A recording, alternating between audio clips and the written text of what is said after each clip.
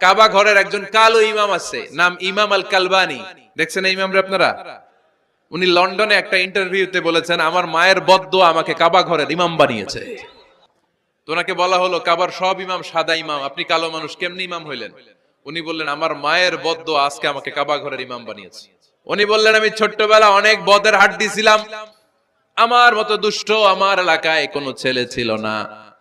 মানুষের গালাগালি, মারামারি, দুষ্টামি, ভাঙচুর, চেঁচামেচি, চিৎকার, বিশৃঙ্খলা আমার মতো কেউ বেশি করতে পারতো না।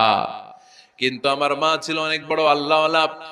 আমার মা জানতেন আল্লাহর কাছে দোয়া করার কত বড় পাওয়ার। আমার মা যখন আমার উপর রেগে যেতেন, আমার মা জানতেন রাগের মাথায় বদদোয়া দিলে বদদোয়া কবুল হয়ে যাবে।